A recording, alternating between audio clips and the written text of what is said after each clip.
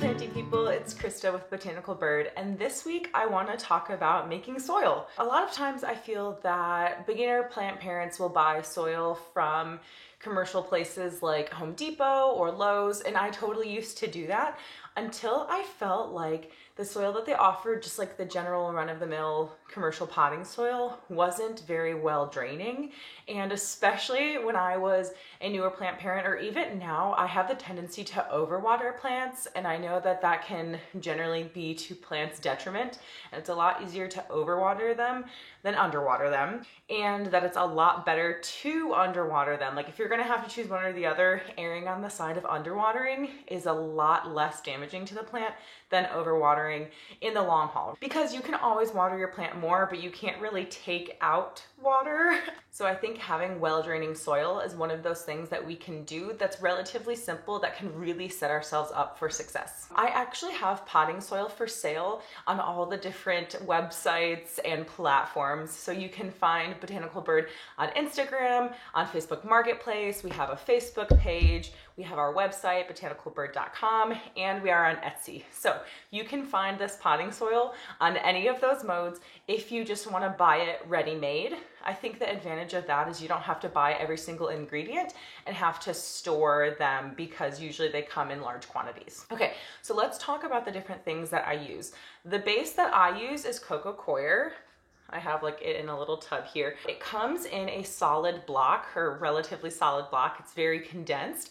And then you add water to it and it expands, and you have to let it dry. I think it's made from coconut husks. And then we talk about amendments, which are things that you add to the soil to make it more airy, to break it up. And the reason that those are important is because if you have soil that's just straight up dirt basically, or just the base, it's very water absorbent, and that can be a problem because the more that the soil absorbs water and doesn't allow it to pass through, it's going to make those roots just sit in it longer, and that can kind of drown them basically. And then you get root rot, and you have to go through the whole process. It's pretty hard to save a plant after it has experienced root rot. So you have the base, and then you want to think of all the different things that you can add to it to break up the soil and to make it absorb water less. So one of the first ones I always use is pumice. A lot of people use perlite.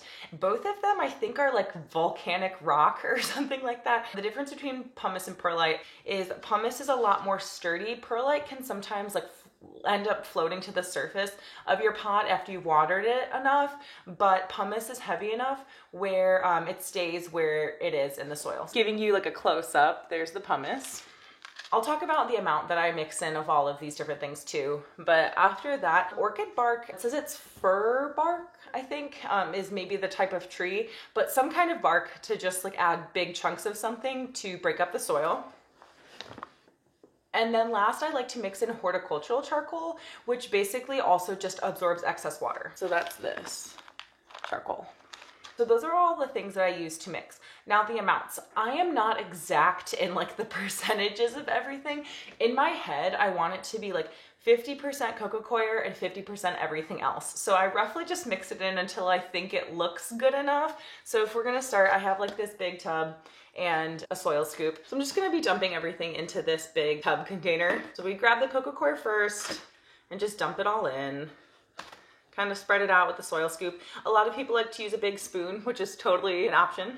I probably add the most pumice out of anything else out of the other amendments. So I kind of just mix it around. So I don't want too big clumps of anything. Okay. So right now, I don't know if I can show you this very well. It's just mixed around. I kind of want to evenly spread out.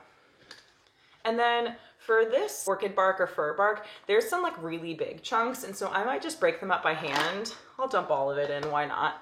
And if I feel like I'm adding too many amendments, I'm just gonna go back in and add more Coco Coir at the end and just mix it up. Yeah, and you know what? I can see already I did grab a bunch of extra bark just because it's so huge. So I might even just take some out too, just because this is really easy to pick out. Whereas like if I put too much pumice, I'm not gonna go in and pick out every little piece of pumice. So This is gonna be very well draining soil. If I was gonna actually use this, I would maybe add, depending on the plant I put it in, I would maybe add more soil because this is quite a bit of bark. All right. And I think the horticultural charcoal is probably something I use the least of.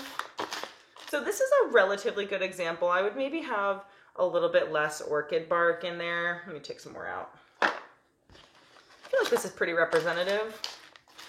Like I said, I definitely err on the side of having my soil more well draining than less because I don't want my plants to get root rot. So this is kind of the end. Let me see if I can, this is kind of the end product. I just usually have this in like my plant closet, and then when I'm repotting or if something just needs like a top off, I'll just scoop out of it and put it in the pot. So that is basically how I make my soil. This mix is really great for aroids or succulents or anything that needs really well draining soil.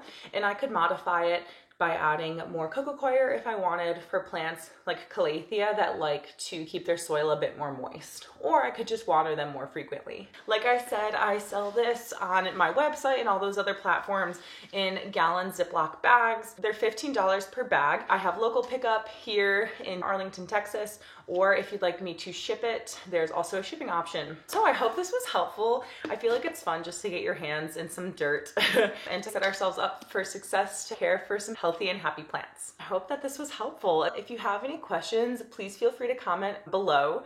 And if you like this video, please subscribe to my YouTube channel. It's Botanical Bird, and bird has a U in it, not an I. Follow us on Instagram, which is @botanical_bird. Visit our website, which is botanicalbird.com, or you can find us on Etsy too. All right, well, thank you guys for watching, and I hope you guys have a great day. Remember, we're rooting for you. Bye. Lito. Lito says he's rooting for you too.